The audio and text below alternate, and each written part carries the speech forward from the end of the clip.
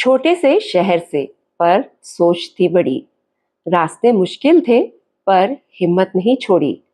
जो ठान लिया वो करके दिखाया, मेहनत से ही अपना मुकाम बनाया। नमस्कार, मैं पूर्णिमा और दिल से विद पूर्णिमा के आज के स्पेशल गेस्ट हैं हर्षवर्धन मिश्रा। और उनके गो इजी होम सर्विस की कहानी सिर्फ एक स्टार्टअप की कहानी नहीं है, ये उनके संघर्ष, उनके जज्बे और उनकी सफलता की कहानी है। भोपाल की जमीन से उठकर उन्होंने ये साबित किया है कि किसी भी बिजनेस को स्टार्ट करने के लिए बड़ी पूंजी ही सिर्फ सफलता की कुंजी नहीं होती, सिर्फ पक्के इरादे की जरूरत होती है। सिविल इंजीनियरिंग की पढ़ाई पूरी करने के बाद एक सुरक्षित नौकरी को छोड़कर अपना रास्ता खुद बनाने का फैसला किया। ये डिसीजन बहुत डिफिकल्ट था, लेकिन ये वही मोड़ था जहां से इन्होंने एक एंटरप्रेन्योरशिप की जर्नी को स्टार्ट किया। तो आइए मिलते हैं हर्षवर्धन से। नमस्कार हर्षवर्धन जी, स्वागत है आपका। Thank you. सबसे पहले मैं आपसे जो मैंने आपका इंट्रोडक्शन दिया है उसके बारे में जानना चाहूंगी। आप सेटिस्फाइड हैं कि उसमें कुछ और ऐड करना चाहते हैं? नहीं, आपने जो भी किया है वो बहुत सही था। Thank you so much. चलिए, बहुत बढ़िया। अब मुझे आप ये बताएं कि आपकी जिंदगी में वो कौन सा टर्निंग पॉइंट था जिससे आपको ये लगा कि अब मुझे जॉब छोड़ करके अपना खुद का सेटअप स्टार्ट करना चाहिए? ओके, तो मैं सबसे पहले बता दूं कि मैं जब जॉब कर रहा था, तो जॉब करते हुए वहाँ पे सीनियर्स से सेल्फ रिस्पेक्ट नहीं मिल रही थी मुझे। अच्छा अच्छा अच्छा। सिविल में सबसे ज़्यादा ये चीज़ फेस करनी पड़ती है। हम्म। तो इस प्रॉब्लम को मैं देखते हुए फिर मैंने एक दिन रिज़ाइन करने का डिसाइड कर लिया कि अब मुझसे नहीं हो पाएगा, मैं रिज़ाइन कर रहा हूँ। और मैंने रिज़ाइन किया। रिज़ाइन करने के बाद मैं वापस से भोपाल आ गया दिल्ली से, और भोपाल में बैठकर काम, मतलब कुछ भी सोच रहा था कि क्या करूँगा, नेक्स्ट क्या शेयर करना चाहिए, जहाँ सेल्फ रिस्पेक्ट मिल जाए, किक मिल जाए, और कुछ समझ में आ नहीं रहा था। फिर मैंने सोचा मैं यूपीएससी की तैयारी कर लेता हूँ, आईएएस बन जाऊँगा। घर में वैसे ही गवर्नमेंट जॉब में सब लोग हैं, तो कुछ उनके हिसाब से, पापा के हिसाब से सोच के कर लेते हैं, या फिर गवर्नमेंट की किसी की प्रिपरेशन कर लूँगा। पर ये सारी चीज़ों को सोचते सोचते हमारा टाइम निकल रहा था, और धीरे धीरे अचानक से हमारे घर में प्रॉब्लम क्रिएट हो गई। हमारा जो मेन डोर है वो टूट गया, और उसी दिन छत से पाइप, पानी की टंकी का टूट गया। ओह, दोनों same day? Same day. Oh. अब उस टाइम पे हमें समझ में नहीं आ रहा था, क्योंकि हम बैचलर्स थे, सारे लड़के साथ में रहते थे, दोस्त रहते थे, तो हमें ये क्लियर ही नहीं हो रहा था कि कैसे ढूंढें, क्योंकि आपको दो अलग अलग सेगमेंट को ढूंढना है। आपको प्लम्बर भी चाहिए, आपको कारपेंटर भी चाहिए। बिल्कुल। और कारपेंटर का मतलब सबसे बड़ी चीज यही थॉट आता है कि बड़े काम के लिए आएंगे, वो रिपेयर के लिए आएंगे ही नहीं। तो हम इस चीज को ढूंढना चालू किए, ढूंढ रहे हैं। फिर हमने अपने पड़ोस में पूछा। उस टाइम पे ऑनलाइन कुछ था नहीं अवेलेबल 2017 में। तो फिर मैंने गूगल किया। गूगल में जस्ट डायल के अलावा कुछ ऑप्शन आते नहीं आते थे। उसमें जिनको भी आप फोन लगाओ, वो तो एक डायरेक्टरी है, आप जिनको भी फोन लगाओ उसमें 10 नंबर आ जाएंगे, 10 में से आप चूज करो। 4 कील ठोकने के लिए सामने वाला बंदा मुझे 2 दिन तक लटका रहा है कि आज नहीं आ पाऊंगा, कल आऊंगा। तो ये स्टोरी जो चल रही थी, फिर समझ में आया कि हमने लोकल एक बंदे को ढूंढ के लाए। वो आके हमारा 4 कील ठोक के गया। 4 कील ठोकने के 500 ले गया। उसके बाद प्लम्बर आया, एक छोटे से सॉकेट को जोड़ने के लिए पाइप को काटना है, सॉकेट फंसाना है, चिपकाना है, खत्म। 800 रुपये लेगा। तब मुझे समझ में आया कि हम, यार ये वाला फील्ड जो है ऐसा है कि मुंह मांगी रकम मिल रही है, आपको जो करना है कर लो, और एक मिडिल क्लास फैमिली दे नहीं पाएगी, तो वो फिर फेस करे प्रॉब्लम को, या खुद से पाइप मार में रस्सी बांधे, धागा बांधे, कुछ करे। तो फिर मुझे ये थोड़ा सा खटकी बात में दिमाग में। फिर मेरे जो रूममेट्स थे वो ऑफिस से जब आए, तब हम डिस्कस कर रहे थे कि भाई इतना खर्चा हो गया, ऐसा ऐसा हो गया, हिसाब करना पड़ता था लड़कों को, सबको। तो उन्होंने बोला यार कुछ ज्यादा महंगा नहीं पड़ा? मैं बोला कुछ बहुत ज्यादा महंगा पड़ा। तो बोलते हाँ। तो मेरे दिमाग में आया, हम डिनर करते करते डिस्कस करने लगे कि ऐसा कुछ होना चाहिए जो आपको एक ही जगह पे सब कुछ मिल जाए, और एक वाजिब दाम में मिल जाए आपको। मतलब मेरे को जो लगता है कि 200 रुपये सफिशिएंट थे, मैं 800 बहुत ज्यादा दे दिया हूँ। 500 रुपये बहुत ज्यादा है 4 कील ठोकने के, यार 150-200 रुपये बनते हैं। तो उन्होंने बोला नहीं यार कौन आएगा, वो अपना पूरा काम छोड़ के आते हैं, पेट्रोल डीजल। मतलब फिर भी 200 रुपये सफिशिएंट है। आप चलो 400 नहीं, 400 मान लो, 500 फिर भी मुझे 100 रुपये ज्यादा ही लग रहा है कारपेंटर का। क्योंकि एक 4 कील ठोकनी है आपको उसके, वो भी चौखट पे, उस चीज़ के आप ले जा रहे हो। तो फिर वो बोले कि नहीं नहीं नहीं, अगर तुझे ऐसा लग रहा है तो खुद पे क्यों नहीं करता है, रिसर्च कर, चालू कर ले खुद का स्टार्टअप, खुद का बिजनेस। उन्होंने स्टार्टअप वर्ड यूज नहीं किया, तो उन्होंने बोला खुद का बिजनेस चालू कर ले। मैंने बोला अच्छा। अब करके दिखाते हैं। नहीं, अब दिमाग में चलने लगी कि बोल तो दिया इसने, कुछ तो दिया, नया है ये मेरे लिए नया है। अब आइडिया मिल गया है, इसको डेवलप करना है। जॉब करने से अच्छा है, मैं कुछ किक ढूंढ रहा था, किक मिली है कुछ। तो फिर मैं इस पे रिसर्च पे लग गया और 3-4 दिन तक मैं सोचता रहा क्या कर सकते हैं, कैसे कर सकते हैं। फिर मैंने अपने दोस्तों को ही दिमाग खाया, बाद में चीजें निकली कि हम ऐसा क्यों नहीं करें कि कम्युनिटी बनाए जिसमें वेंडर्स भी जुड़ जाएं, जो इलेक्ट्रिशियन, प्लम्बर, कारपेंटर हैं, क्योंकि उनको भी प्रॉब्लम होती है कि वो स्किल्ड होते हैं लेकिन वो चौराहे पे खड़े रहते हैं, उनको काम डेली नहीं मिलता है जी। तो मुझे प्रॉब्लम दोनों तरफ दिखी। तो मैंने इस चीज़ को ऑब्जर्व किया, फिर मैंने बोला एक कम्युनिटी बनाते हैं, चालू करते हैं। और दोस्तों ने बोला नहीं हो पाएगा, ये होगा, तुम फालतू दिमाग लगा रहे, तुम जॉब सर्च करो कहीं, वो ज़्यादा बेटर है तुम्हारे लिए। बोला नहीं, कोशिश तो करके देखेंगे एक बार। और हमने की और फिर गो इजी चालू हो गया। चलिए बहुत बढ़िया है। लेकिन एक बात बीच में मतलब मुझे ऐसी लगी, जब आप जॉब छोड़कर आए तो घर वालों ने नहीं बोला कि ये कैसा डिसीजन है, जॉब क्यों छोड़ दिया? क्योंकि जनरली इंडियन मेंटालिटी पेरेंट्स की ये होती है कि अब हमारा बच्चा पढ़ गया है, अब तो जॉब करना ही है। तो कुछ तो प्रेशर आया होगा कि जॉब क्यों छोड़ना है, बातचीत हुई होगी, डिस्कशंस हुए होंगे। कुछ नहीं, बहुत कुछ। अच्छा। बहुत प्रेशर आया था, क्योंकि हमारे इंडिया में एक थॉट आता है कि आपने डिग्री कंप्लीट कर ली, मतलब अब आपको घर की जिम्मेदारी संभालनी है, तो या तो आप आगे की पढ़ाई करो और या तो फिर आप चलते हैं कहीं जॉब करना चालू कर दो। हमारा जो इंडिया में कल्चर है वो जॉब का कल्चर है। बिल्कुल। तो मेरे घर में सारे गवर्नमेंट एम्प्लॉयज हैं, मेरे डैड गवर्नमेंट एम्प्लॉयज है और मेरे पूरे खानदान में सभी गवर्नमेंट एम्प्लॉयज हैं। तो गवर्नमेंट जॉब को हमारे यहाँ ज़्यादा प्रेफरेंस दिया जाता है। बिजनेस किसी ने नहीं किया, मैं अपने घर के फर्स्ट जनरेशन में जो बिजनेस में है, वो भी इतने सक्सेसफुल। अब वो सक्सेसफुल मुझे नहीं पता, क्योंकि अभी मेरी नज़र में मैं सक्सेस नहीं हुआ हूँ जी। सक्सेस मैं उस दिन मानूंगा जिस दिन हर किसी को ये पता रहेगा कि गो इजी का मतलब होता है रिपेयर, या रिपेयर का मतलब होता है गो इजी। उस दिन सक्सेस होगी। तो मेरा थॉट वो गया कि पापा लोगों को जब मैंने बताया कि मैं तैयारी कर रहा हूँ तो उन लोग खुश थे। फिर उसके बाद मैंने जॉब चालू कर दी। तैयारी करते करते ही मैंने जॉब सर्च कर दिया। मैं कॉलेज में पढ़ाना चालू कर दिया, हमारे लोकल इंजीनियरिंग कॉलेज में। तो उन मुझसे भी खुश थे। मैं बोले कि आप प्रिपरेशन करते करते अपना अर्निंग भी हो जाएगी, जेब खर्च निकल जाएगी। क्योंकि हमारे साथ भी ये होता है ना कि अब डिग्री हो गई, अब घर वालों से पैसा मांगने में थोड़ा सा शर्म आती है। सही बात है। तो उसके बाद में फिर जब मैंने जॉब करना, मैं एशियन पेंट में जॉब करने लगा, फिर वहां से जब मैं जॉब छोड़ के आया तो डैड को बताया तो डैड बोल रहा है क्यों किया, सीनियर का काम होता है डांटना, वो डांटेंगे, इसकी वजह से तुम जॉब छोड़ दोगे तो फिर कहीं जॉब ही नहीं कर पाओगे। ऐसी बातें हुई। फिर उसके बाद में मेरी मम्मी बहुत सपोर्टिव है, वो बोली तुझे जो करना है कर, हम देख लेंगे। तो मेरे यहाँ पे सबसे ज़्यादा सपोर्ट मम्मी ने किया। और फिर मैं धीरे धीरे, बहुत बातचीत हुई, पापा आज भी बोलते हैं कि गवर्नमेंट जॉब की प्रिपरेशन कर लो, हो जाएगा कुछ, सिविल की भी बहुत जॉब निकल रही है, सिविल इंजीनियर्स की पोस्ट है। मैं बोला हो जाएगा, देख लेंगे।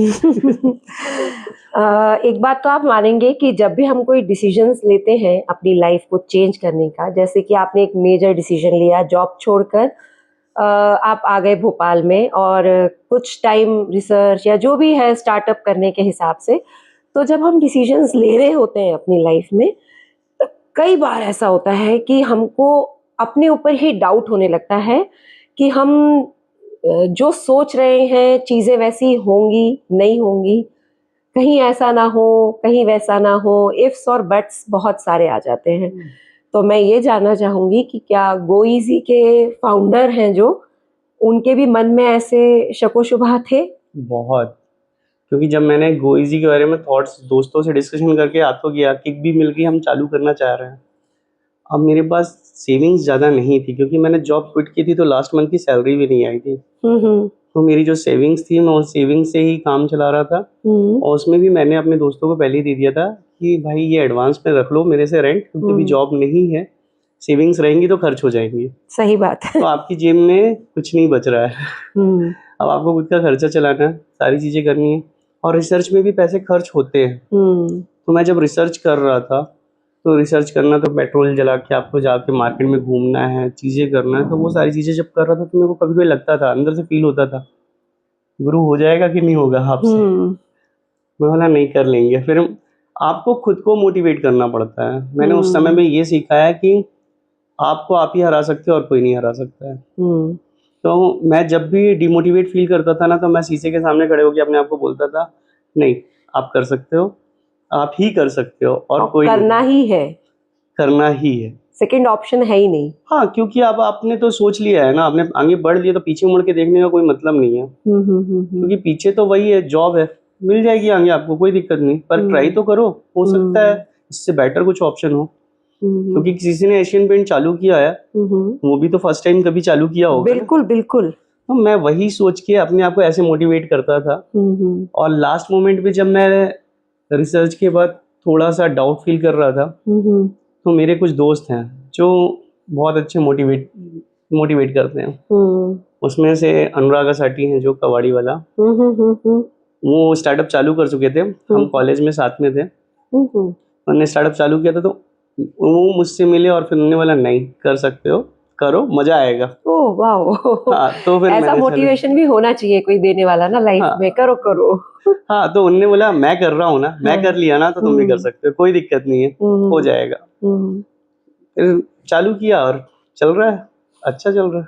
चलिए, बहुत बढ़िया है। मतलब इस पूरी जर्नी में आपके जो फर्स्ट पिलर ऑफ स्ट्रेंथ थे वो आपके मदर थे, राइट। और फिर आपके दोस्त तो ऑलवेज रहते ही है। नहीं, लेकिन दोस्त कहने के लिए तो होते हैं, लेकिन असली दोस्त वही होता है जो आपको परेशानी में सही सलाह देता है। कोइंसिडेंस या भगवान का सब कुछ अच्छा मानो, मेरे को दोस्त हमेशा अच्छे मिले, जो आपके अच्छे वक्त में भाग जाएंगे और बुरे वक्त में आपके पास आ जाएंगे।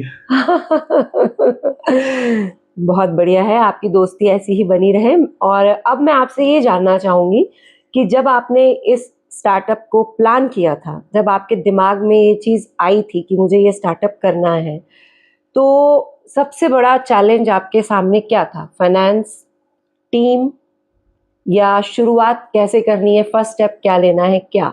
मेरे पास सबसे बड़ा चैलेंज था इम्प्लीमेंटेशन। ओके। फाइनेंस वगैरह तो कोई मैटर ही नहीं करता, आपको आइडिया है, आइडिया एक दिन में 205 लोगों को एक बार में आता है पर सेकंड पे, ये रिसर्च है। अब 205 लोग में से कितने लोग उस आइडिया में एग्जीक्यूट करते हैं, कितने लोग आगे बढ़ते हैं, वो होता है। तो मैंने तो आइडिया ले लिया, रिसर्च कर ली, चीजें कर लिया, अब मेरे पास ये कि मैं एग्जीक्यूट कैसे करूंगा, इसको इम्प्लीमेंटेशन कैसे होगा। तो मेरे लिए सबसे बड़ी जो उस टाइम चैलेंजेस था कि सब कुछ सेट है, मैं फाइनेंस की तरफ कभी सोचा भी नहीं, क्योंकि मुझे लगता है बिजनेस स्टार्ट करने के लिए पैसा नहीं चाहिए, आपको मोटिवेशन होना चाहिए। क्योंकि आपको ना प्रमोशन करना ना बहुत आसान है। सही बात है। आप प्रमोट करने के लिए ना आप 10 जगह फोन लगाओगे ना, आपके बिल तो रिचार्ज तो रहते ही मोबाइल, आप नंबर निकालो, कॉल लगा, हो जाएगा। पर आपके पास ये है कि आप सही तरीके से जा रहे हो, सही ट्रैक पे जा रहे हो कि नहीं, ये आपका सबसे बड़ा चैलेंज होता है। तो मेरे लिए चैलेंजेस यही थे कि मुझे ट्रस्ट, उस टाइम पे सबसे बड़ी प्रॉब्लम क्या होती थी, डिजिटल को और कोई नहीं जानता था, बिल्कुल नहीं। और 2017 मतलब आज से 15 साल पहले, 20 साल पहले लोग यही सोचते थे कि मतलब कहीं स्कैम ना हो जाए, डिजिटल मतलब फ्रॉड। राइट। हम अगर किसी को फोन करके बुला रहे हैं, वो बंदा जेन्युइन है कि नहीं। कोई भी इलेक्ट्रिशियन आपके घर में आ रहा है, तो वो कहीं ऐसा ना हो कि 100 रुपए की जगह 500 रुपए चार्ज करे, कंपनी से आया है। तो ये ट्रस्ट कस्टमर साइड में हमें पहले गेन करना सबसे बड़ा इशू था, जो ये ट्रस्ट बिल्ड करना था। दूसरा हमारे साथ ये था कि हम जो टेक्नीशियन को भेज रहे हैं, टेक्नीशियन को ये लगता था कि हम कंपनी से जुड़ गए, मतलब हम जॉब कर रहे हैं, हम उनको डिपेंडेंसी नहीं चाहिए। जितने भी फ्रीलांसर होते हैं वो डिपेंडेंट नहीं होना चाहते। बिल्कुल। तो उनके साथ ये था, तो उनका ट्रस्ट जीतना सबसे बड़ा टास्क था मेरा। तो उस टाइम पे मैंने खुद से बाइक उठाई, इलेक्ट्रिशियन, प्लम्बर, कारपेंटर के पास जाके रुकता था, उनको बोलता था, भैया जुड़ जाओ हमसे, हम आपको काम देंगे, कंपनी इतने % लेगी, ऐसा करेगी। नहीं करना भैया, सॉरी, हम अपने काम में खुश हैं। तो ये सब चैलेंजेस थे मेरे साइड उस टाइम पे। हाँ, क्योंकि वैसे भी हमने अभी ऑफ कैमरा एक बार डिस्कस की थी कि आपके पास शायद 300 साढ़े 300 कुछ थे ना, जब आपने पहला अपना कुछ क्या पैम्पलेट छपवाया था। राइट। तो सीन क्या था उस टाइम पे कि रिसर्च करते करते मेरे पास पैसे खत्म हो गए थे। लास्ट मेरे पास बचे थे 550 और मैंने सारी चीजें सेट कर ली, टेक्नीशियंस भी ऑनबोर्ड कर लिए मैंने। और टेक्नीशियन ऑनबोर्ड करने के बाद में मुझे मार्केट में पहुंचना था।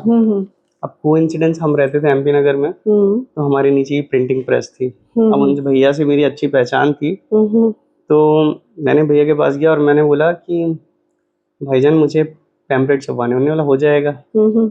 मैंने बोला मेरे पास पैसे नहीं है, तो उन्होंने बोला कोई दिक्कत नहीं है।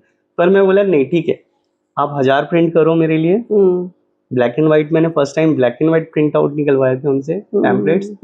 A4 साइज के, मुझे डिजाइन भी नहीं आती थी, तो मैंने वर्ड पे जाके एक बहुत बेसिक सी डिजाइन बनाई, उसमें सारी सर्विस लिखी और लिख कर उनको दे दिया। उन्होंने उसको थोड़ा सा अच्छा सा अट्रैक्टिव बना दिया, बॉर्डर ऑर्डर डाल के कुछ आइकन्स लगा दिया और बोले लो ले जाओ। मैंने उस टाइम उनको दे दिया। उसके टाइम पे बिल बने थे 1500 रुपये प्रिंटिंग के।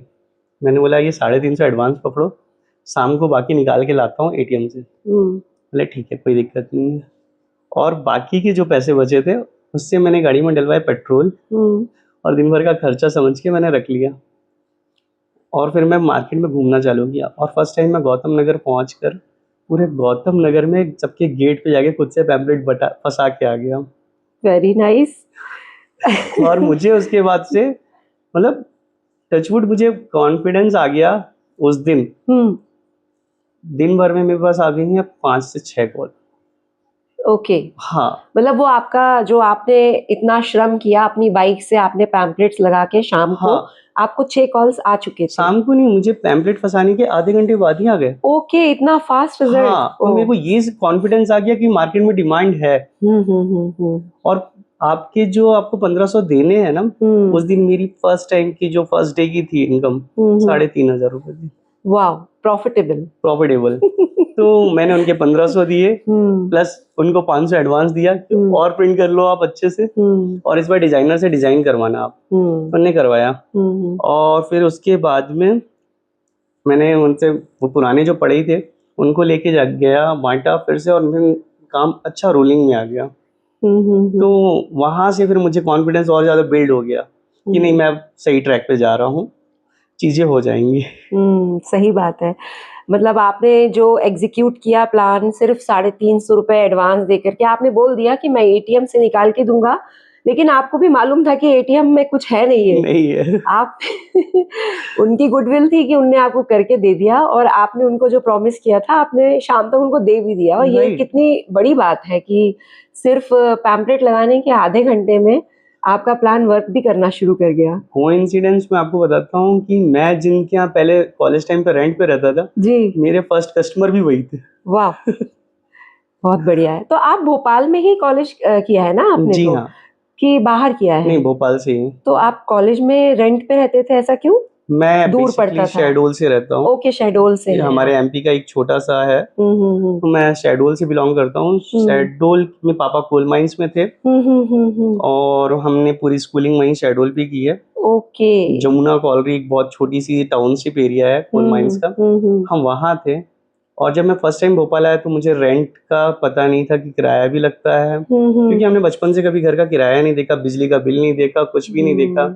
आप तो वहीं एकोमोडेशन में रहते होंगे ना, गवर्नमेंट अकाउंट। राइट जी। तो वहाँ बिजली का बिल, पानी का बिल, ये कुछ भी नहीं पता था। तो हम तो 24 घंटे लाइट जला के रहने वाले थे। भोपाल आके मुझे उस दिन समझ में आया कि हमारे मेडिकल के भी बिल लगते हैं। और हमारा फ्रेंड जो था, मेरा रूममेट था, वो फर्स्ट टाइम जब बीमार हुआ था तो हम हॉस्पिटल गए, तब हमें पता चला कि ऑफिस मतलब मेडिकल के भी बिल आते हैं जी। तो हमें तो लगता था कि बस कार्ड लेके जाओ इलाज हो जाता है। तो बेसिकली आपका बैकग्राउंड, आप शहडोल से बिलोंग करते हैं। भोपाल में ही आपने कॉलेज पढ़ा है, स्कूल आप शहडोल से ही करके आए हैं। अच्छा, इसलिए वही उससे रिलेट कर रही थी मैं कि आप जहाँ रेंट पे रहे वही आपके पहले कस्टमर हैं। तो अब क्या, अब आपकी फैमिली यहीं भोपाल में सेटल्ड है? नहीं, मेरे मम्मी पापा अभी भी शहडोल पे ही है। ओके। मैं भोपाल पे। आप अकेले भोपाल में? मैं और मेरी वाइफ। अच्छा, आपकी वाइफ। ओके, चलिए बहुत बढ़िया है।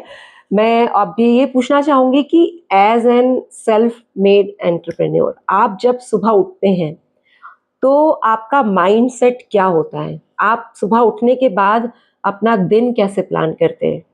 मैं सबसे पहले जब उठता हूँ तो पहले योगा करता हूँ। योगा से ही मैं अपनी स्टार्ट करता हूँ, क्योंकि आपका बॉडी आपके लिए सबसे ज़्यादा ज़रूरी है, तो आप अपने बॉडी के लिए पहले करता हूँ। मैं योगा करता हूँ, योगा के बाद एक लंबी वॉक पे जाता हूँ, 5 किलोमीटर्स की मैं वॉक करता हूँ। आफ्टर मैं न्यूज़पेपर और चाय पीते पीते आज की प्लानिंग करता हूँ कि आज मुझे करना क्या है, और मैं अपने डेली के टास्क मिनिमम 10 टास्क रखता हूँ। अच्छा। कि ये मेरे टास्क आज के आज कंप्लीट होने ही चाहिए, कुछ भी हो जाए। उन टास्क को कंप्लीट करने के लिए भले मुझे रात के 12 बज जाए, कोई इशू नहीं है।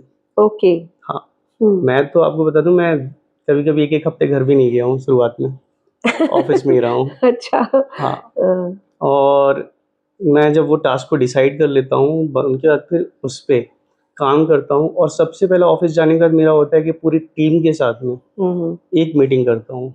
उससे क्या होता है ना, टीम को भी उनके टास्क पता होते हैं ना, तो वो काम पे फोकस होके उस टास्क को करते हैं। अदरवाइज आप उनको ये बोल दो कि मुझे ये काम इतने दिन में चाहिए, तो वो फिर उतने दिन में ही मिलेगा, पहले नहीं मिलेगा आपको। और रिवॉर्ड तो आपको टीम को देना ही चाहिए, ऑब्वियसली। तो मेरी टीम का रिवॉर्ड फिक्स है कि आप जो भी जितना अच्छा काम करके लाएगा उसको रिवॉर्ड मिलेगा। बढ़िया है, क्योंकि अप्रिशिएट करना बनता है ना। हाँ जरूरी है, कोई अच्छा काम करता है तो उसको अप्रिसिएशन मिलना चाहिए, और अगर वो आपसे जुड़ा हुआ है तो वो तो किसी ना किसी रीजन से ही आपके साथ जुड़ा हमारी है ना। कंपनी में कोई एम्प्लॉय नहीं है, सब बॉस है। वो खुद पे ही बॉस है अपने डिपार्टमेंट के। अच्छा फंडा है। मैं इम्प्रेस हुई इस बात को सुन के। अच्छा, आप अपने गो इजी की वर्किंग भी इसी के साथ मुझे बता दीजिए कि आपका गो इजी का जो वर्किंग कैसा है, मतलब आपके जो काम करने वाले हैं वो परमानेंट स्टाफ हैं, कितने लोगों को आप कैसे हायर करते हैं, क्या ट्रेनिंग पीरियड रहता है, क्या आपकी रिक्वायरमेंट है और क्या वो आपको दे पाते हैं? हमारी टीम में 2700 हमारे क्या होते हैं, टेक्नीशियंस बोल लो, टीम बोल लो आप, वैसे हम गो बडी कहते हैं उनको। तो वो गो बडी हैं जो 2700 लोग हैं, जो लोगों के घर पे जाके सर्विस प्रोवाइड करते हैं। ओके। उसके अलावा 16 लोगों की मेरी इन हाउस टीम है जो सैलरीड है, फुल टाइम वर्किंग करते हैं। बाकी जो 2700 आपने बताया वो फ्रीलांसर्स हैं, और वो फ्रीलांसिंग में वो अपना भी काम करते हैं, हमारे ऐप को इंस्टॉल करके वर्क करते हैं। उनके पास कोई रिक्वेस्ट आती है तो वो वहाँ पे चले जाते हैं। अब इसका ऑनबोर्डिंग का प्रोसेस क्या है कि पहले तो स्टार्टिंग हम खुद जाते थे ऑनबोर्ड करने टेक्नीशियंस को, उनको ट्रेनिंग देते थे, बट अब हमारे ऐप पे इंस्टॉल करते हैं टेक्नीशियंस, उसमें से बुक करते हैं। गो बडी ऐप को इंस्टॉल करके उससे अपनी सारी डिटेल्स वहाँ डालते हैं, Aadhaar card, PAN card, police verification, ये सारी डिटेल्स डालने के बाद जब वो अपनी डिटेल्स फिल कर देते हैं, हमें वेरीफाई होती है, हमारी टीम बैकएंड की जो टीम है वो वेरीफाई करती है। जब वो वेरीफाई हो जाते हैं तो उनको शॉर्टलिस्ट करने के बाद हम उनको एक ट्रेनिंग देते हैं 7 डेज की, कि आपको कस्टमर के पास जाके कैसे ग्रीट करना है, कैसे बात करना है, कैसे उनको ऑफर्स के बारे में बताना है कंपनी की जो चल रहे हैं। क्योंकि बहुत से कस्टमर होते हैं जिनको कूपन्स के बारे में नहीं पता है, तो उनको वो भी बताते हैं। वो खुद से ही कंपनी बोलती है कि आप बताओ। और उसके अलावा कुछ टूल्स यूज करने नहीं आते, हर किसी टेक्नीशियंस को जरूरी नहीं हर टूल्स यूज करने आते हैं। एग्जैक्टली। मार्केट में सबसे ज्यादा जब मैं रिसर्च किया था तो प्रॉब्लम फेस किया था कि टेक्नीशियन मुझे सब आता है, लास्ट टाइम पे जब उनको काम करने के लिए बुलाया वो गलत काम करके चले जाते हैं, इवन कस्टमर का नुकसान हो जाता है। तो ये मेरी रिसर्च में था, तो इसलिए हमने ट्रेनिंग वाला एक पार्ट रखा। आपको आता है, आप एक ट्रेनिंग है 7 डेज की, इसमें इसको फॉलो करो। मुझे पता है कि आपको ड्रिल मशीन चलानी आ रही तो आप मत चलाओ, पर एक बार करके दिखा तो हमें सेटिस्फेक्शन मिल जाए, दैट्स वाई। तो हम उनको 7 डेज की ट्रेनिंग देते हैं। जब वो ट्रेंड हो जाते हैं तब हम उनको कंपनी की एक किट देते हैं जिसमें उनके बैग होता है, टूल बैग देते हैं, टी शर्ट देते हैं, कैप देते हैं, और उसके बाद वो हमारे ऐप पे अप्रूव्ड वेंडर हो जाते हैं टेक्नीशियंस, गो बडी। राइट। और जो ये 7 डेज की ट्रेनिंग होती है ये मतलब नॉन पेड होती है, फ्री ऑफ कॉस्ट है मैम। उनको आप पहले सिलेक्ट करते होंगे ये बंदा हमारे काम का है, उसके बाद ट्रेनिंग देते होंगे। हमारे यहाँ पे सिलेक्शंस के लिए जो भी सारी चीजें होती हैं, प्रोसेस मैंने आपको बताई थी। उसके बाद जब वो ट्रेंड हो जाते हैं तो उनको 7 डेज की 1 घंटे पर डे की ट्रेनिंग है वो। ओके। पूरा दिन में आप अपना काम करिए, बस 1 घंटे आइए, उसमें आपको चाय भी मिलेगी, कॉफी भी मिलेगी, स्नैक्स भी मिलेगा। तो आपको एक तरीके से हम पे कर रहे हैं, आप हमें पे नहीं कर रहे हैं। और जब टेक्नीशियंस ट्रेंड हो जाते हैं तो उनको भी खुशी मिलती है, क्योंकि आपने एक चीज ऑब्जर्व की होगी, जब कभी आप लोकल वेंडर्स को बुलाते हैं या पीठे से उठा के लाते हैं तो उनको रिस्पेक्ट नहीं मिलती मार्केट में। नहीं मिलती है जी।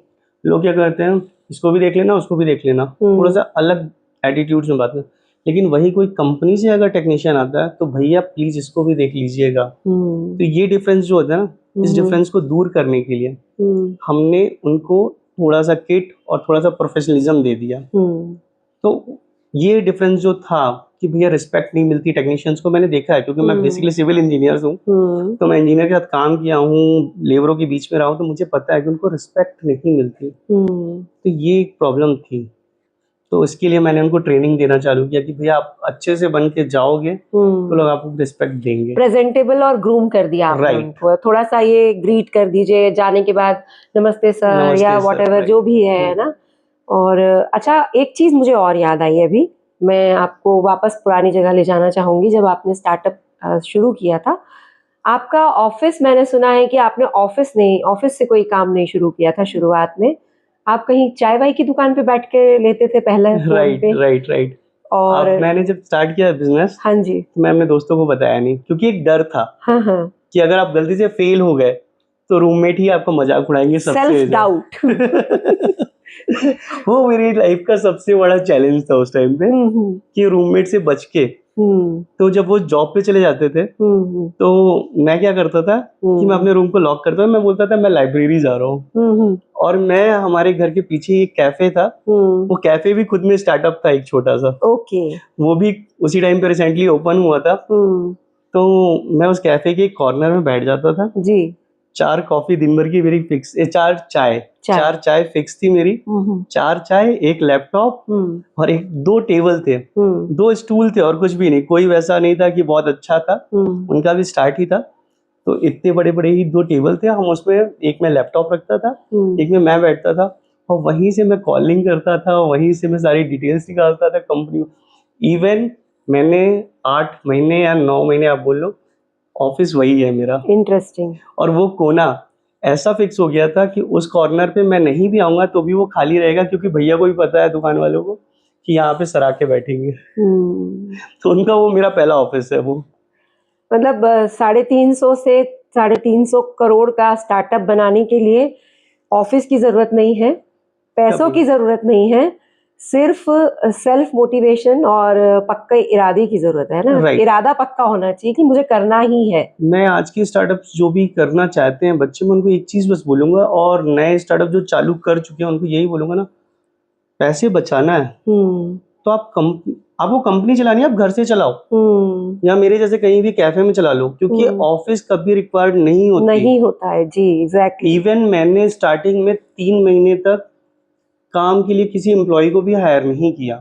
मैं खुद से ही बन के घूम रहा था, मैं ही मार्केटिंग कर रहा था, मैं ही सीईओ था, मैं ही अपना क्रिएटिव डिजाइनर था, सारी चीजें मैं खुद करता था। एक फाउंडर को हर चीज आनी चाहिए, उसे अगर अपने ऑफिस में झाड़ू भी लगाना है तो शर्माना नहीं चाहिए, ये सच्चाई है। आजकल के फाउंडर्स क्या करते हैं, सबसे पहले ना कंपनी का नाम रखते हैं, उसके बाद ऑफिस खोलते हैं, पूरा टिप टॉप नहीं चाहिए, with chair, with 4-5 staff. Right. अब आप सोचिए कि आप इतना एग्जॉस्ट हो जाएंगे, इतना जाएगा उतना आएगा नहीं, तो आप ही जल्दी एग्जॉस्ट हो जाएंगे। Exactly. इसलिए सबसे बढ़िया ये है कि आपको, मैं वही बोल रहा हूँ ना, कि आपको सबसे पहले खुद का एक लोकेशन डिसाइड कर लो, कम से कम में अच्छा काम करके देने की खुद की चाह रखो। आपको जरूरी नहीं है कि आपको सोशल मीडिया के लिए एक अलग से हैंडलर चाहिए, आपको आती है चीजें, आप अपनी फोटो पोस्ट करते ही हैं। बिल्कुल करते हैं। तो बस वैसे ही अपनी कंपनी के लिए पोस्ट कीजिए, आपसे ही आपकी कंपनी है। बिल्कुल सही बात है, आप ही फेस हो आपकी कंपनी, राइट। और जो आप चाहते हो, आप भी तो एक कंज्यूमर हो ना, आप एक कंज्यूमर हो, अगर आप चाहते हो कि मुझे ऐसी सर्विस मिले तो आप भी वैसी ही सर्विस दे रहे हैं, तभी आप यहाँ तक पहुंच पाए होंगे ना। हाँ, है ना। बहुत ही मतलब अच्छी बात है, मुझे भी अच्छा लगा कि आपने अपने आपका जो व्यू है और गोल है पहले सेट करके रखा था। अब कहाँ पर है आपका ऑफिस? अभी तो हमें गवर्नमेंट ऑफिस मिला हुआ है। अच्छा। इंक्यूबेशन सेंटर है स्मार्ट सिटी भोपाल में। भोपाल के सिलेक्टेड स्टार्टअप्स को ही वहाँ पे मिलता है। और प्लस हमने अभी रिसेंटली सीड इंडिया फंड भी रिसीव किया हुआ है। अच्छा। हाँ, 2 मिलियन का, जो सेंट्रल गवर्नमेंट की तरफ से था। और उसके अलावा मेरा 2 ऑफिस हैं। एक हमने कोलार पे भी ऑफिस लिया हुआ है, रेंट पे ही है, क्योंकि अब हम अफोर्ड कर सकते हैं। तो हमने उस ऑफिस पे अपने डेवलपर्स को बैठाया है, और जो हमारे इंटर्न्स हैं वो स्मार्ट सिटी में बैठते हैं। अच्छा अच्छा। क्योंकि मैंने अपने मेन टीम को और पार्ट टाइम टीम को 2 को अलग डिवाइड किया है। जो इंटर्न्स हैं उनको मैं ट्रेन करता हूँ, वो मेरे ऑब्जर्वेशन में रहते हैं, क्योंकि मेरे जो अभी करंट एम्प्लॉइज है 16, वो भी कभी मेरे इंटर्न हुआ करते थे। तो आप फुल टाइम मत रखो जॉब पे। मेरा थॉट है कि आप फुल टाइम मत रखो, इंटर्न्स हायर करो, क्योंकि स्टार्टअप में एक चीज है, स्लो हायर क्विक फायर। आपको बहुत धीरे रिक्रूट करना है, और आपको लग रहा है कि ये बंदा काम कर नहीं, तुरंत निकाल दो। सोचो नहीं, क्योंकि आपके पास पैसे नहीं है। आप फालतू उनको 1 महीने 2 महीने क्यों जबरदस्ती पैसे दोगे जब आपको उनसे प्रोडक्ट नहीं मिल रहा है, प्रोडक्टिविटी नहीं आ रही है। तो स्लो हायर क्विक फायर, ये रूल होता है स्टार्टअप का। हर स्टार्टअप करते हैं, जो मैंने भी फॉलो किया। मैंने इंटर्न्स हायर किए, उसमें से कुछ इंटर्न जो ऐसे हैं कि आज 8 साल से मेरे साथ कंटिन्यू मेरी कंपनी में जॉब कर रहे हैं। और उसके बाद में वो पहले इंटर्न हुआ करते थे 3 महीने, आज फुल टाइम है, और आज मेरी कंपनी में मुझे ही कभी कभी ऑर्डर दे देते हैं कि सर ये प्रॉब्लम हो गई है, शाम तक सॉल्व हो जानी चाहिए। Okay, very nice. मैंने बोला ना, हमारे यहाँ सब बॉस है। बहुत बढ़िया है, तभी चल रही है रेलगाड़ी अपनी स्पीड से। बढ़िया, पटरी 2 पटरियां समान हैं, तो आपका चल रहा है हिसाब किताब। अच्छा, मैं अब ये जानना चाहूंगी कि जो आज का करंट सिनेरियो है, शायद आप पता नहीं कितना उस चीज से मुझसे सहमत हो पाएंगे, कि एक एजुकेटेड यूथ है, वो बहुत ज्यादा, जिसको कहते हैं कि उनका जॉब का या बिजनेस का मतलब जीरो है। मतलब इतना पढ़ लेते हैं कि उनकी एक्सपेक्टेशंस इतनी हाई हो जाती है। और एक अब नया चल पड़ा है स्टार्टअप्स का, ये पहले नहीं था। अब स्टार्टअप्स वर्सेस जॉब, आप क्या कहना चाहेंगे? मतलब स्टार्टअप्स ज़्यादा सेफ हैं, जॉब ज़्यादा सेफ है, या आप आज के वेल एजुकेटेड जो यूथ हैं, जो अभी भी अनएम्प्लॉयड घूम रहे हैं कि हमें कुछ अच्छा ल्योरिंग कुछ मिलेगा ऑफर, उनके लिए क्या आप बोलना चाहेंगे? मैं बस यहाँ पे 2 चीज़ें बोलना चाहूँगा। पहले तो स्टार्टअप कुछ नहीं होता, okay, just a business. Startup एक, आपको ना आजकल हो गया फैशन वर्ड हो गया है वो स्टार्टअप, कि फाउंडर लिख लिया नाम के आगे तो बहुत भाई लोग फोटो खींचेंगे, चीजें हो जाएगी, मैं अपनी कंपनी का मालिक। आप अपनी कंपनी के सबसे छोटे एम्प्लॉय हो। हाँ, फाउंडर हमेशा, जब कभी कंपनी का, आज मैं बोलता हूँ, चाहे वो कोई भी ओला का फाउंडर हो, चाहे वो शादी.com का, वो अपने आप को कभी नहीं बोलेंगे कि मैं कंपनी का फाउंडर हूँ। वो यही बोलेंगे मैं लीस्ट प्रायोरिटी हूँ अपनी कंपनी का। पहले मेरे एम्प्लॉयज है, मेरी टीम है, मेरी कंपनी है। मुझे सैलरी बाद में लेना है, पहले इनकी सैलरी पहले देना है। मेरी कंपनी का एक एग्जांपल मैं देता हूँ। जब हमने चालू किया था, उसके 3 या 4 महीने बाद मेरे प्लम्बर की, एक प्लम्बर था, हमने नया, जो पहला प्लम्बर था मेरी कंपनी का, उसकी बच्ची का बर्थडे था। ओके। और उसका कहना था कि सर मुझे अपनी बच्ची को ना कहीं अच्छी जगह घुमाने ले जाना है। तो मैंने बोला कहाँ ले जाना है? तो उसने बोला सर मुझे उज्जैन घुमाना है उसको, क्योंकि मेरी बच्ची का पहला बर्थडे है। बोला हो जाएगा, कोई दिक्कत नहीं है। उस टाइम पे जो भी आया, जो मेरी पर्सनल सेविंग थी, मैंने उसकी सैलरी में उसको एज अ बोनस दे दिया कि भाई आप चाहो आपकी बच्ची के लिए। वो आज तक मेरे साथ खड़ा है। मैंने बीच में कुछ ऐसे डाउनफॉल भी देखे कि जब मैं 6 महीने तक सैलरी नहीं दे पाया हूँ, उस टेक्नीशियन ने कभी ना नहीं बोला। आपको छोड़ के नहीं गया? कभी नहीं। लॉयल है। सोचा भी नहीं उस बच्चे ने कि मैं चला जाऊं सर को छोड़ के, अब तो मैं कहीं और ढूंढ सकता हूँ या खुद का कुछ कर सकता हूँ। कभी नहीं। उसने बोला सर करो, सब हो जाएगा। वो आके मुझे मोटिवेट करके जाता था। बहुत अच्छी बात है। तो आपको मैंने क्या बोला कि फाउंडर जो होता है ना, वो लिस्ट प्रायोरिटी होता है, फर्स्ट आपकी टीम होती है, क्योंकि उनसे ही आप हो। बिल्कुल, अगर टीम मजबूत नहीं होगी तो आपको कहाँ, आप थोड़ी कर लोगे हर काम। घर का पिलर मजबूत होगा तभी तो चलेगा। सही बात है। छत कितनी भी अच्छी हो। सही बात है। तो फिर आप ये इस बारे में क्या कहना चाहेंगे कि जो हमारे इतने वेल एजुकेटेड यूथ हैं, वो अभी भी अनएम्प्लॉयड हैं, उनके लिए मैं बस यही कहना चाहूंगा कि यार स्टार्टअप को फैशन वर्ड नहीं, पैशन वर्ड समझो। फैशन और पैशन में अलग होता है। क्या है, आप सोचते हो कि मार्केट में इस चीज का ट्रेंड चल रहा है, हम इसको चालू करें, नहीं।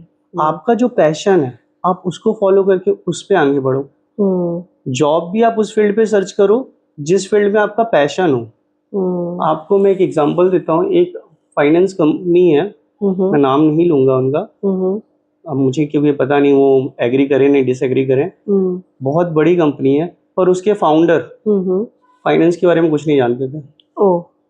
वो मतलब उनका फील्ड ही अलग था, वो बायोलॉजी के बंदे हैं और वो फाइनेंस कंपनी को आज इंडिया की टॉप 10 कंपनी में आती है और आज इतनी बड़ी कंपनी बना के बैठे हुए हैं।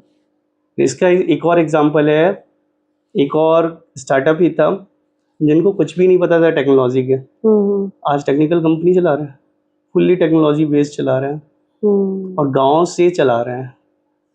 अब समझदार समझ गए होंगे मैंने किन की बात की है, वो जो गांव से मैंने बोल दिया वो समझ गए होंगे। इतना भी काफी है। हाँ, क्योंकि और वो गांव के लोगों को ट्रेन करके चला रहे हैं जिनको कुछ भी नहीं आता। गांव के कहते ही होंगे ट्रेंड, पर उनको ट्रेनिंग देके उनको एज ए एम्प्लॉय हायर करके अपने गांव को एम्प्लॉयमेंट देके चला रहे हैं। तो मैंने बोला ना, पैशन होना चाहिए, फैशन नहीं। तो जिनको भी जॉब करनी है, जिनको भी बिजनेस करना है, वो अपनी फील्ड पे करें। दूसरी चीज, जॉब बहुत अच्छी चीज होती है लेकिन जब तक आपके पैशन पे नहीं हो, आपका इंटरेस्ट ही नहीं है, तो आप सिविल इंजीनियर होने के बाद भी आपका सिविल में इंटरेस्ट नहीं है तो आप नहीं कर पाओगे। सही बात है। आप चाहे कंस्ट्रक्शन पे कितना भी चले जाओ, पसंद ही नहीं है तो आप नहीं कर पाओगे ना। और आपको काम से पहले प्यार होना चाहिए। राइट। और बिजनेस में भी मैं यही बोलूंगा कि बिजनेस करने से पहले जिनको भी स्टार्टअप चालू करना है, सबसे पहले रिसर्च कर लें अच्छा कि आपका आइडिया बहुत अच्छा है, ये आपको पता है, पर मार्केट में डिमांड है कि नहीं है। उसके लोग, आपने चालू कर लिया, इन्वेस्टमेंट दे दिया, सब कुछ कर लिया, बाद में काम ही नहीं चलना है क्योंकि है ही नहीं मार्केट में वैल्यू। तो फिर क्या, आज मोबाइल की डिमांड नहीं है तो आप क्या करोगे बना के? ऑब्वियसली। तो मोबाइल बनाने से पहले आप चेक करो कि मार्केट में है कि नहीं है। नोकिया ने क्या गलती की थी, सैम्बियन और एंड्रॉयड जब था, नोकिया सैम्बियन में ही रह गई, फिर उसने माइक्रोसॉफ्ट में स्विच किया, पर एंड्रॉयड का जमाना चल रहा था, चीजें चल रही थी, तो वो चीजें आपको एक्सप्लेन करनी पड़ेगी ना खुद को कि डिमांड क्या है, सप्लाई क्या है। समय के साथ चलना जरूरी है। जब भी कोई बिजनेस या कोई भी, जैसे आप कह रहे हैं स्टार्टअप, अगर आप प्लान भी कर रहे हैं तो पहले आप अपने आप से पूछिए कि जो स्टार्टअप हम प्लान कर रहे हैं वो कितना सक्सेसफुल है या उसकी कितनी डिमांड है। अगर उसका आंसर यस आता है, उसी कंडीशन में स्टार्ट करें। नो आता है तो स्टॉप हो जाए। नो आता है तो कुछ नया ढूंढें, स्टॉप नहीं, नया करें, अलग देखें। और एक चीज और मैं बोलना चाहूंगा, ऐसा नहीं कि आपने रिसर्च की तो अपने एरिया में ही की है, वर्ल्ड वाइड करिए। क्योंकि आप जब बिजनेस करने उतरे हैं ना, तो आप किराने की दुकान नहीं चला रहे हो, आपको सोच बड़ी रखनी है। बिल्कुल। आपको ये सोचना है कि मैं इसको 1000 करोड़ की कंपनी बनाऊंगा, 7000 करोड़ की कंपनी बनाऊंगा, और कंपटीशन से कभी नहीं डरना चाहिए। हाँ, कंपटीशन होगा तभी तो आप आगे बढ़ेंगे ना। मोटिवेशन होता है वो। मैं तो बोलता हूँ, मैं पहले दिन से, मुझे किसी ने बोला था, मुझे नहीं पता था कि मेरी जैसी एक और कंपनी ऑलरेडी दिल्ली में बन चुकी है जी। और मुझसे सीनियर कंपनी है, उसमें रतन टाटा जी ने इन्वेस्टमेंट किया हुआ है। मुझे बिल्कुल नॉलेज नहीं था, हमने तो बस चालू कर लिया। कंपनी का नाम ऐसे ही, मेरे एक जूनियर आया, मतलब कजन था, कजन आया और हम कंपनी का नाम ढूंढ रहे थे। आपको एक स्टोरी सुनाता हूँ, कंपनी का नाम कैसे आया, गो इजी। बिल्कुल बिल्कुल बताइए। क्योंकि हम बहुत दिनों से नाम सर्च कर रहे हैं, सर्विस वाला, उस टाइम वाला शब्द बहुत, चाय वाला, दूध वाला, कबाड़ी वाला, वाला शब्द बहुत चल रहा था। तो हम उस टाइम पे ये सारी चीजें सोच रहे थे कि कैसे क्या नाम सोचें। तो हम लोग लगे सर्विस वाला, पर मेरा थॉट था उस टाइम पे कि यार मैं कल को मान लो यूएस जाता हूँ और कंपनी खोलता हूँ servicewala.com, उनको क्या समझ में आएगा, कौन है, कोई रिलेट नहीं कर पाएगा। राइट। तो उस टाइम पे मुझे दिमाग में चल ही नहीं रहा था कि क्या नाम रखे। कुछ मुझे ऐसा चाहिए था जो इंटरनेशनल मार्केट के साथ कनेक्ट कर सके जी, फ्यूचर में नाम बदलने की जरूरत ना पड़े। हाँ जी। मेरे को ये सारी चीजें, अब मैं बहुत दिनों से, तो हमने 15-20 दिन निकाल दिए कल नाम ढूंढने में। उस टाइम चैट जीपीटी वगैरह कुछ था नहीं, गूगल वही जवाब देगा जो आप पूछ रहे हो और जो उसमें डेटा डला है। सही। आपका दिमाग अब कुछ नया मिल ही नहीं रहा। हम परेशान। मेरा एक कजन यहीं पे कोचिंग कर रहा था, वो आया और वो आया, क्या हुआ अर्श भैया, क्यों परेशान हो? बोला यार नाम नहीं मिल रहा, जस्ट रिलैक्स, गो इजी। बस उसने बोला गो इजी, तुरंत क्विक कर गया। बोला क्या बोला आपने? बोला गो इजी। मैं बोला बस यही नाम होगा अब। और उस दिन से हमने वही गो इजी नाम को रखा और चालू कर दिया। नहीं, नाम भी बहुत क्लिकिंग है कि गो इजी, मतलब आपको कोई कांटेक्ट कर रहा है तो वो आप आराम से रहो, स्मूथ। अच्छा, 2017 का आपका स्टार्टअप है, ठीक है। अब 2017 से आज 2026 आ चुका है, तो कभी कोई ऐसा पल आया हो, कोई ऐसा क्षण आया हो जब आपने सोचा हो कहाँ फंस गया यार मैं, और अगले ही सेकंड में आपको कोई ऐसी थॉट आई हो और आपने एकदम फोर्सफुली दोबारा से कम बैक किया हो? तो ऐसा कुछ हुआ आपकी मतलब इस जर्नी में गो इजी की, तो आप वो शेयर करें प्लीज।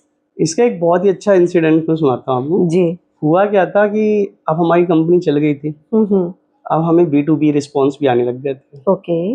और उस टाइम पे ऐसा था कि हमें B2C के साथ में B2C वाले ही क्लाइंट B2B में बुला रहे थे। मैंने 1-2 काम किए B2B में, बड़े पैसे आए। तो मुझे समझ में आया कि नहीं, आपको कंपनी को अब ग्रो करने का टाइम आ गया है, तो आपको B2B पे भी जाना चाहिए। हम जा रहे थे, तभी अचानक से एक सबसे बड़ा काम हमारे पास आया। भोपाल में एक रेस्टोरेंट बन रहा था, वह रेस्टोरेंट कम बार था वो, उसका हमें इंटीरियर का काम मिल गया। अब इंटीरियर का काम मिल गया, हमने ले भी लिया कि लालच में आ गया कि इस प्रोजेक्ट को हम अच्छा करके दिखाएंगे, इसको बता के फिर हम, ये हमारे लिए हो जाएगा कि एक सैंपल प्रोजेक्ट, कि इसको दिखा के हम बोलेंगे उस वाले इसको हमने बनाया है, इसको हमने बनाया, वो दिखा के आदमी अगले प्रोजेक्ट में जा सकता है। बिल्कुल। तो मैं इस थॉट के साथ में मैं उस प्रोजेक्ट को उठा लिया, उस प्रोजेक्ट में काम भी किया। लास्ट में जो उसका ऑनर था वो भाग गया। Oh my God. मैं उस टाइम पे 7.5 लाख के डब्बे। अच्छा। अब एक कंपनी 2017 में चालू हुई, 2018 में वो लॉस में 7.5 लाख के, जिसकी जेब में कुछ भी नहीं था, वो कंपनी उठी, बनी, चली, और आप फिर उसके बाद बिल्कुल 7.5 लाख के सीधे लॉस पे आ जाओ, क्योंकि भाग गया। और हाँ, वहाँ पे पेमेंट होती थी आपकी, क्या कहते हैं, मंथ वाइज, कि आप ये कंप्लीट कर लो। हाँ, मैं वही टोकना नहीं चाह रही थी मैं आपको, क्योंकि हम अगर कोई भी काम लेते हैं तो उसका कुछ ऐसा डिसाइड करते हैं ना कि इतना काम कंप्लीट कर देंगे, टास्क वाइज, मतलब फेज वाइज कि ये कंप्लीट हो जाएगा तो हम इतना पेमेंट लेंगे। वो स्टार्टिंग मैंने इसीलिए तो इन्वेस्टमेंट किया अपनी जेब से। और उस टाइम पे वो सारी चीजें हुई और मेरे साथ हुआ ऐसा कि हमारे भाग गए वो। अब मेरे हो गया सब कुछ बंद। ओके। अब लेबर मेरे घर पे आके खड़ी होने लगी, फोन पे फोन बजने लगे। उस टाइम पे मैं रहता था दीदी जीजू के साथ में, मतलब उनका, मेरे जीजू का रिसेंटली भोपाल हुआ था ट्रांसफर, और दीदी जीजू साथ में ही रह रहे थे, हम एक ही फ्लैट पे रहते थे। तो अब मुझे अच्छा नहीं लग रहा था, तो मैं ऑफिस में जाके कई दिनों तक, 2-4 दिन तक ऑफिस में सोता था। फिर मुझे समझ में आया कि नहीं, मेरी लीवर तो मेरा घर जानती है, और कोई एक भी जानता है तो आपके साथ बाकियों को लेके आ जाएगा। तो वो आने लगे घर के पास, और जब घर के पास आए तो मेरे साथ सबसे बड़ी प्रॉब्लम क्या हुई कि अब मुझे घर वालों को पता नहीं चलना चाहिए, क्योंकि गवर्नमेंट एम्प्लॉइज, उनको बिजनेस वैसे ही पल्ले नहीं पड़ता, और ये उनके लिए हो जाए कि देख लो, कर लो, यही कर रहे थे ना तुम, बिजनेस करके यही मिला तुम्हें कि आज लेबर घर के सामने खड़ी है। मैं बहुत डर गया था। उसके बाद में मेरे दिमाग 2 दिन तक शांत, अपने आप को मैंने कुछ नहीं, ऑफिस के कमरे में बंद किया। मैंने लेबर को सीधे एक चीज बोली, यार 2 दिन तक फोन मत करना, मैसेज मत करना, घर मत आना, मैं कुछ अरेंज करके बताता हूँ। 2 दिन तक मैं अपने आप को ऑफिस में बंद किया, घर वालों को बोला कि मैं थोड़ा सा जबलपुर जा रहा हूँ, बहाना मार के ऑफिस के अंदर बंद हो गया, पिन ड्रॉप साइलेंस कमरे में बैठ के मैंने सोचा कि क्या गलती हुई पूरे उस पे, और अब मैं इसको कैसे सुधार सकता हूँ, क्योंकि प्रॉब्लम तो बहुत आएंगे, आपको प्रॉब्लम की तरफ नहीं भागना, कोई सॉल्यूशन की तरफ भागना। मैंने पूरे पहले गलतियां लिखी, अपनी डायरी पेन उठाया, मैंने सारी गलतियां लिखी। सबसे पहली गलती कि हमने पेपर वर्क नहीं किया। दूसरी गलती, हम कंप्लेन भी नहीं कर सकते क्योंकि आपके पास कुछ है ही नहीं ना, प्रूफ, कोई प्रूफ ही नहीं है आपके पास कि आपने किसी का कुछ काम किया और वो चला गया। तो फर्स्ट टाइम मैंने B2B क्लाइंट, बड़ा क्लाइंट उठाया था, तो मुझे पता ही नहीं था, पेपर वर्क नहीं किया, कुछ एग्रीमेंट नहीं हुआ, कोई डिटेल्स नहीं है, कितने रेट में बात हुई है, कुछ भी नहीं है आपके पास, तो ये सारे टास्क लिख लिए। अब मैंने बोला मैं कंपनी को आगे कैसे करूं, इनके जो हैं वो कैसे लौटाऊं पैसे। मैंने बोला कोई दिक्कत नहीं, B2C है ना अभी, B2B बंद हुआ है ना, B2C तो चल रहा है। बिल्कुल। कोई बात नहीं, उस टाइम कोई फुल टाइम एम्प्लॉयज नहीं रखा था मैं। प्लस पॉइंट ये था मेरे पास, जो मैं बोला ना कि आप फुल टाइम एम्प्लॉयज मत रखो, सैलरी का कोई वर्ड, आपको ऑफिस का वो ये रेंट वेंट का इतना टेंशन मत लो, क्योंकि ऑफिस हमारा ऐसा था कि मेरा एक दोस्त रहता था, उसके साथ मैंने रूम शेयरिंग पे ऑफिस लिया था, कि उसका एक कमरा मैंने ऑफिस ले लिया था, तो मुझे 1500 रुपए ही देने पड़ते थे रेंट उसके, ज्यादा नहीं, क्योंकि बहुत नॉमिनल है। 10x10 का, तो 1500 रुपए आपका दिन भर का खर्चा हो जाता है। तो मैंने वो सोच लिया। उसके बाद मैं वहां पे जब बैठ के पूरी चीजें रेडी किया, मैंने लास्ट दूसरे दिन फोन उठाया, टेक्नीशियंस जितने थे B2B वाले मेरे, जो मेरे घर आ रहे थे, मैं उनको फोन लगाया, सभी को मैंने बोला मुझे आप केवल और केवल 31 डेज दीजिए। 31 डेज के बाद मैं आपके सारे क्लियर कर दूंगा, जितने ड्यूज हैं सारे क्लियर कर दूंगा। उनने बोला सर इतने हो गए, इतने हो गए, मतलब कोई दिक्कत नहीं, मैं कर दूंगा, आप बस मुझे भरोसा रखो। अभी तक आपकी कर रहे थे ना, भागे तो नहीं ना, चाहता तो मैं भोपाल छोड़ के भाग जाता।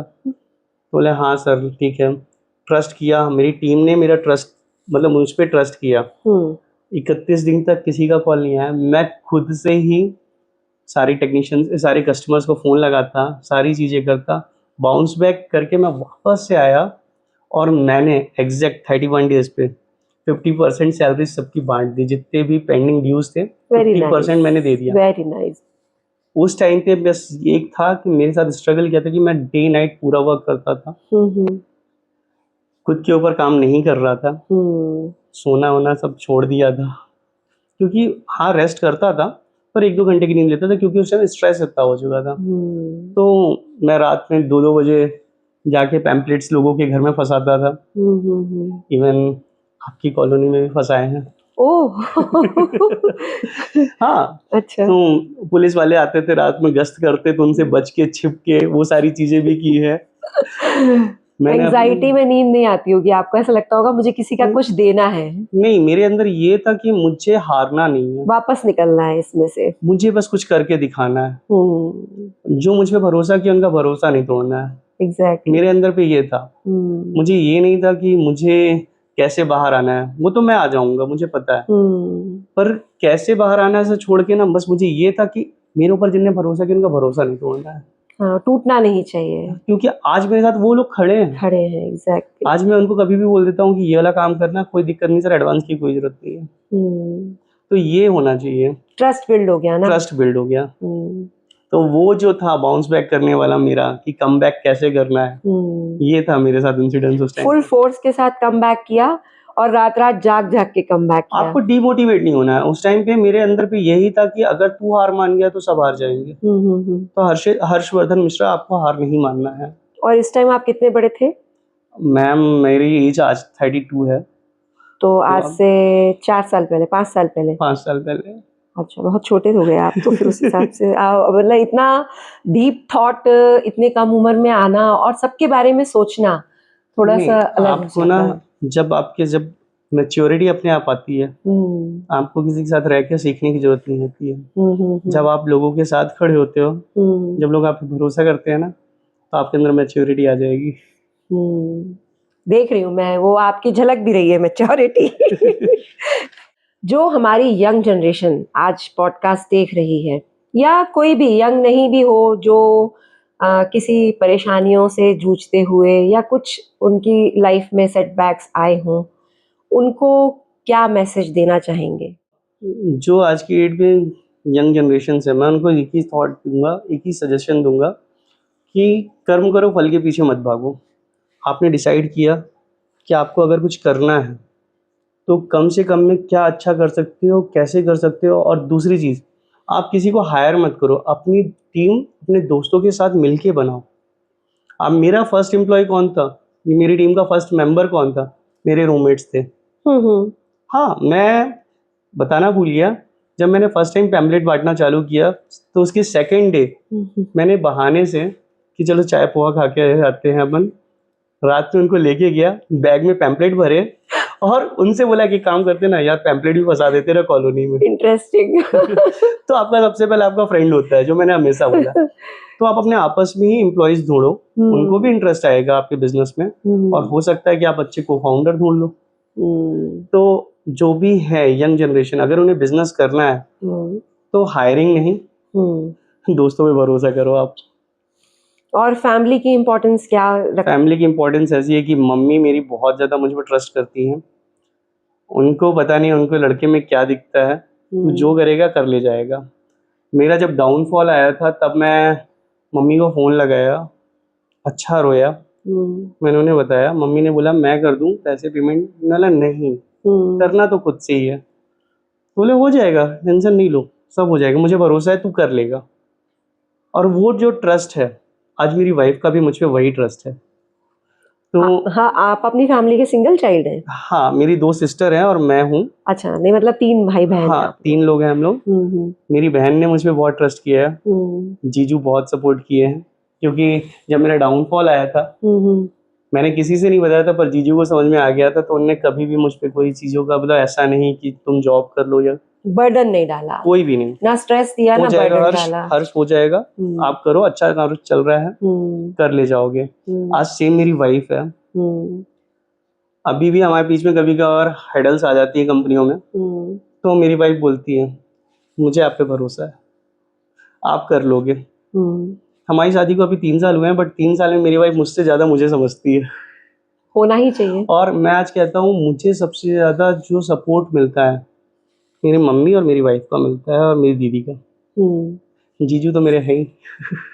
सबका ही हो गया ना सपोर्ट, तो मम्मी, दीदी, वाइफ, जीजू सभी का सपोर्ट हो गया। हाँ, लेकिन सबसे ज्यादा सपोर्ट आपके फादर का भी होगा, लेकिन वो फादर का है, फादर दिखाते नहीं है कभी। साइलेंट सपोर्ट होगा। फादर मेरे बस पेपर में कभी खबर आ गई ना, वो सबको शेयर करेंगे, हाँ ठीक है, अच्छा लगा हमें सुन के, वो ऐसे वाले जो हमारी लाइफ में जो एक फादर फिगर होता है ना, तो वो ऐसा ही होता है, राइट, कि वो पीछे से तो बोलते हैं, बहुत ज्यादा अप्रिशिएट करते हैं, लेकिन सामने आके नहीं बोलना चाहते हैं। तो ये चीज तो है। और मेरे को ऐसा लगता है कि उनका भी सही है, उनको ये लगता है कि अगर हमने इसको ज्यादा बोल दिया तो ये सर में चढ़ जाएगा मतलब फादर जो होते हैं ना, वो दिखाते नहीं, प्यार बहुत करते हैं। चलिए, आपसे बात करके बहुत अच्छा लगा, और आपको बहुत सारी बेस्ट विशेस हैं, और ये जरूर जानना चाहूंगी मैं कि आपका गो इजी को लेकर के आगे क्या विजन है, आप क्या चाहते हैं कि गो इजी, या आप कुछ और भी प्लान कर रहे हैं भोपाल को और आगे बढ़ाने का, क्योंकि जहां आपने इतने लोगों को एम्प्लॉयमेंट दिया है, जहां आप इतना अच्छा परफॉर्म कर रहे हैं, तो गो इजी को लेकर के कोई आपका विजन है, या आप कोई और नया सेटअप भी डालना चाह रहे हैं? मेरा गो इजी को लेके एक सिंपल सा विजन है, कल को हर्षवर्धन कंपनी में रहे या ना रहे, कंपनी गो इजी के नाम से नहीं चलनी चाहिए, कंपनी सर्विस के नाम पे चलनी चाहिए। ओके। आपको अगर कोई भी सर्विस चाहिए, आज आपको कुछ भी डिमांड होती है, आप क्या बोलते हो कि आप गूगल कर लो, आपको कैब चाहिए, ओला कर लो, ओला कर लो जी। आपके दिमाग में सीधे आता है ना कि आपको कहीं जाना है तो ओला कर लो, या आपको कुछ सर्च करना है, रिसर्च करनी है तो गूगल कर लो। तो वैसे ही जब कभी आपके दिमाग में कभी रिपेयर आए, गो इजी कर लो आप। बस मैं सर्विस सेक्टर का, रिपेयर सेगमेंट का गूगल बनना चाहता हूँ। जब भी कोई repairing services best at Bhopal ढूंढे, तो उसमें गो इजी का नाम ही आए सिर्फ। राइट, ढूंढना भी नहीं, कोई डिस्कस भी करे ना कि भाई हमें अपनी एसी की सर्विस करवानी है, गो इजी बुक करो, बस। और आने वाले फ्यूचर में मैं ये देखता हूँ ना कि कंपनी में मैं रहूं या ना रहूं, कंपनी कहीं भी रहे, कैसी भी रहे, एज अ यूजर वो अपने ऐप से सर्विस बुक करे, एज अ पार्टनर वो जाए सर्विस दे, खत्म। मतलब इतनी इजी और स्मूथ हो जाए कंपनी कि कंपनी तक आवाज आए ना। आप कस्टमर को, आज आपको कैब बुक करनी है, आप ओला कंपनी के बारे में नहीं बोलते कि कंपनी दिल्ली में है, क्या है, राइट, बिल्कुल। सर्च करना है तो आप नहीं बोलते गूगल कहाँ है। तो बस मेरा थॉट वही है कि एज अ सर्विस सेक्टर, कि आपको electrician, plumber, carpenter, AC sir कुछ भी चाहिए, आपको फर्क नहीं पड़ना चाहिए कि कंपनी भोपाल की है, कि महाराष्ट्र में है, कि मुंबई में है, कहीं भी है। आपने खुला ऐप, सर्विस बुक की, टेक्नीशियन आया, service done, easy and smooth. बहुत बढ़िया विचार हैं आपके, और दिल से विद पूर्णिमा में आने के लिए आपका बहुत बहुत धन्यवाद। Thank you. आपसे बात करके हमें बहुत अच्छा लगा, और हम आपको ये शुभकामनाएं देंगे कि जैसा आपने गो इजी के बारे में अपना एक सेट किया हुआ है कि इस तरह से हमारी गो इजी कंपनी चलनी चाहिए, वैसी ही चले और उससे भी बेहतर चले। छोटा सा टोकन ऑफ मेमोरी दिल से विद पूर्णिमा की तरफ से। Thank you so much. और आज का पॉडकास्ट आपको कैसा लगा? मैं मतलब टू बी वेरी फ्रैंक, इतना अच्छा, और आज मेरे अंदर से अपने आप सब जवाब निकल रहे थे। अरे वाह, थैंक यू। क्योंकि कई बार ऐसा होता है ना कि आप फंसे रहते हो कि जो जवाब मिला है इतने समय में इतनी चीजें ही बोलनी है, वो आज मेरे साथ नहीं था। कोई बाउंडेशन नहीं थी, आप खुल के अपने सवालों के जवाब दो और आपको जो भी लग रहा है स्टोरी, वो स्टोरी शेयर कर सको। तो वो मुझे आज बहुत ज्यादा अच्छा लगा। Thank you so much. Thank you so much. Harshvardhan की यात्रा हमें सिखाती है, बड़े सपने देखना ही ग्रोथ है, रिस्क लेने से मत डरिए। अपने शहर से भी दुनिया बदली जा सकती है। हर्षवर्धन आज सिर्फ एक सीईओ ही नहीं है, वो उन युवाओं के लिए एक प्रेरणा भी है। मंजिलें वही पाते हैं जो लड़कर हर मुश्किलों से बाहर निकलते हैं, और दिल से पूर्णिमा का मकसद भी यही है कि हर अंधेरी रात में खुद की ही रोशनी से चमकना। दिल से।